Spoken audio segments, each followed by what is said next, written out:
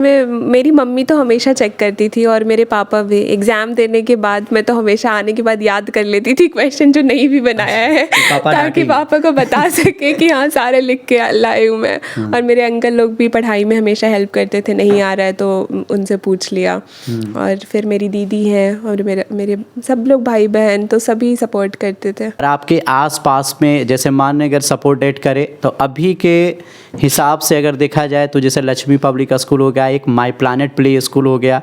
नमस्कार दोस्तों, मैं बिहारी बाबू हेमराज, बड़े को प्रणाम और छोटे को शुभ प्यार। तो दोस्तों आज मैं आपको बता दूं कि ओबरा प्रखंड में औरंगाबाद जिला यानी ओबरा में मैं आपको बताऊं कि एक इतिहास जो है से होमा जी इतिहास रच दी है, 59 रंग लाई है। तो चलिए आज इनसे हम बात करते हैं कि बीपीसी के एग्ज़ाम में एसडीएम बन चुके हैं, यानी बीपीसी एग्ज़ाम में पास किए हैं और एसडीएम बन चुके हैं। तो चलिए इनसे हम सारी बात करते हैं। तो चलिए आपको सबसे पहले आपको हमारे बिहारी बाबू चैनल में आपका स्वागत है जी। बहुत बहुत शुक्रिया आपका।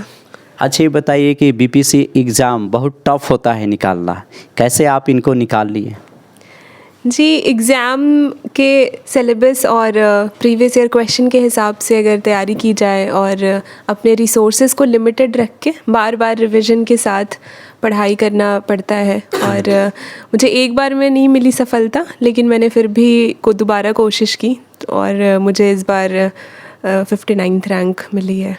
जब पहली बार आपने रिजल्ट देखा बीपीएससी में और जब आपको रिजल्ट देखकर उस समय आपको क्या महसूस हुआ?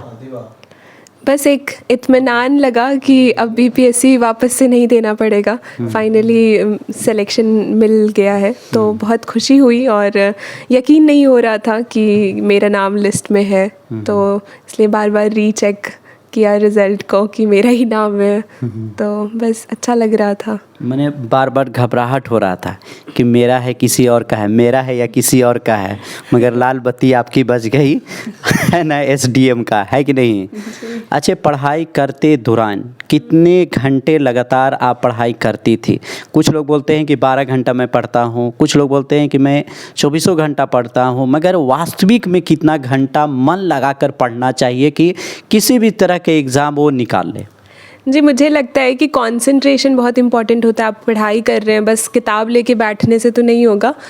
और मेरा कभी वो नहीं रहा था कि मैं बस किताब में विलीन हूँ, तो मैंने रिलैक्स्ड होकर तैयारी की है। और 7-8 घंटे पढ़ के अगर आप अच्छे से पढ़ाई कर रहे हैं तो निकाला जा सकता है एग्ज़ाम। जी, बस सब लोग, मेरी पूरी फैमिली साथ में थी तो सब इतने खुश थे। हम लोग ऐसा ही कुछ माहौल था जैसा हम बता रहे हैं। सब खुशी से सब लोग एक्साइटेड हो गया। मैंने 6 बॉल पर 6 मारते ही जाना है हर बॉल पर। जी बिल्कुल वैसा ही, बहुत ही खुशी भरा माहौल था। जब रिज़ल्ट आ गया तब से अभी तक सेटल नहीं हो पा रहे हैं, क्योंकि बस लोग आ रहे हैं मिलने के लिए, तो ऐसा ही माहौल है। अच्छे, अभी तक मैं देखा कि 3 दिनों में आपके यहाँ इतना गेस्ट लोग आ रहे हैं, आसपास के लोग आ रहे हैं, हमें लगता है कि 1 क्विंटल ज़रूर मिठाई खपत हो गया होगा। जी, मिठाई तो सबको मिठाई खिलाया जा रहा है जो आ रहा है। और फिर सब आसपास के लोग भी बहुत खुश हैं। अच्छा लग रहा है सबको देख के कि सब मेरी सक्सेस में सबको खुशी मिल रही है। तो ये मेरे लिए शायद इतना खुशी कभी और आपके फैमिली में नहीं आया होगा। जिस समय आप जब आए बीपीसी का एग्ज़ाम निकाले तो सबसे ज़्यादा आपको खुशी लग रहा होगा। पूरे फैमिली के बच्चा से लेके जवान तक, बूढ़े तक सब खुश थे। जी, एक्चुअली मेरी जॉइंट फैमिली है, तो मेरा हमेशा से सबको इंतज़ार रहता है। मेरी पढ़ाई के साथ सबकी उम्मीद थी, तो सबको काफ़ी होप था कि मेरा कभी ना कभी सिलेक्शन होगा। तो अभी हो गया है तो सब बहुत खुश हैं। अच्छा, सुनने में ये भी आता है कि आप यूपीएससी का भी तैयारी कर रहे हैं, तो बीपीसी फिर कैसे आया और बीच में? जी, यूपीएससी की ही शुरुआत की थी मैंने, तो साथ साथ क्योंकि स्टेट का एग्ज़ाम भी थोड़ा सिमिलर होता है सिलेबस, तो मुझे लगा कि मैंने किसी और स्टेट का नहीं दिया, मुझे लगा अपने स्टेट का बिहार पब्लिक सर्विस कमीशन का एग्ज़ाम देना चाहिए। तो मैंने फिर इसको एग्ज़ाम में ये भी एग्ज़ाम देने लगी मैं। अच्छा, बाहर आप तो दिल्ली में पढ़ती थी, तो दिल्ली भेजने का निर्णय किनका था, पापा का या मम्मी का या पूरे फैमिली का?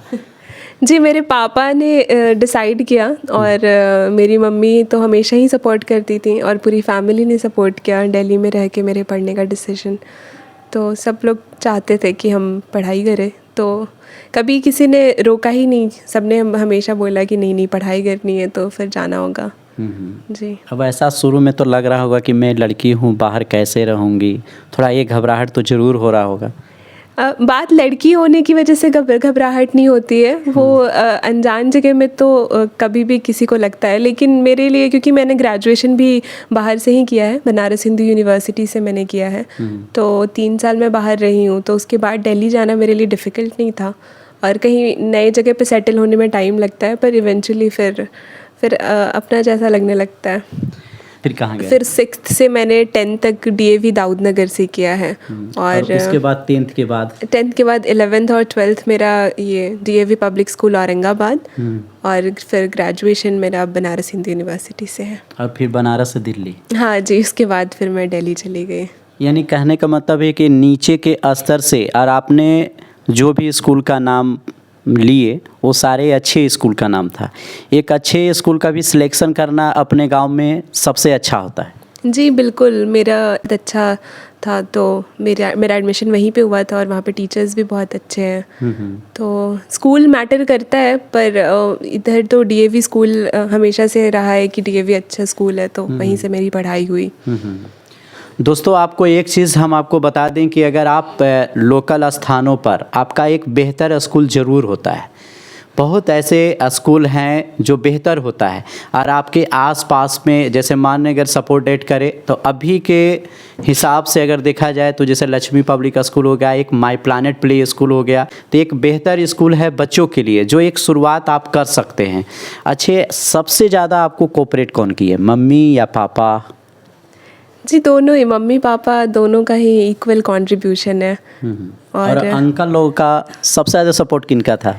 उसके बाद तो मैं बता तो रही, मेरी जॉइंट फैमिली है और एक मेंबर्स, जो इतना छोटा बच्चा भी है मेरे घर का, उसने भी सपोर्ट किया है। मेरे दादा दादी, अंकल आंटी, मेरे भाई बहन, जैसे कि आप देख रहे थे सब बैठे हुए।